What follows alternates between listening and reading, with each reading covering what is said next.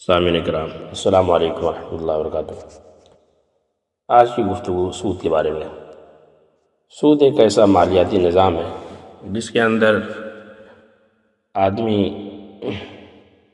قرض دے کر اس پر ایک شرح کے مطابق نفع لیتا رہتا ہے، اور یہ وقت کے ساتھ ساتھ بڑھتا ہی رہتا ہے۔ آج موجودہ زمانے میں پوری دنیا کی معیشت سود پر ٹکی ہوئی ہے۔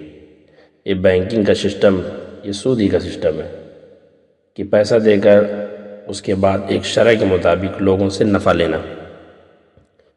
اسی کا نتیجہ ہے کہ آج دنیا کے اندر مالدار لوگوں اور غریب لوگوں میں مال کا اتنا تفاوت ہو گیا ہے کہ شاید کسی زمانے میں، تاریخ کے کسی زمانے میں اس طرح رہا ہو۔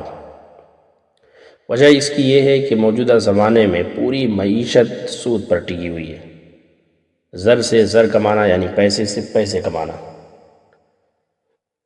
اس کو ہم سمجھ سکتے ہیں کہ جب ایک آدمی مالدار کسی کے پاس 1,00,000 روپیہ ہے اور وہ لے کر مارکیٹ میں بیٹھ جائے کہ مجھ سے قرض لو، اور اس کے بعد ایک شرح کے مطابق اس سے نفع لے، تو اس میں کوئی گھاٹے کا اس کا تصور ہی نہیں ہے، کیونکہ اگر پیسہ ڈوبتا ہے تو پیسہ لینے والے کو بھرنا پڑے گا، اور اس کو پیسہ دینے والے کو کوئی خطرہ ہی نہیں کہ اس کا پیسہ ڈوب جائے گا، یا کوئی خطرہ نہیں ہے، جس کا نتیجہ یہ ہو جاتا ہے کہ آہستہ آہستہ سارا پیسہ ایک آدمی یا چند آدمیوں کے پاس جمع ہو جاتا ہے۔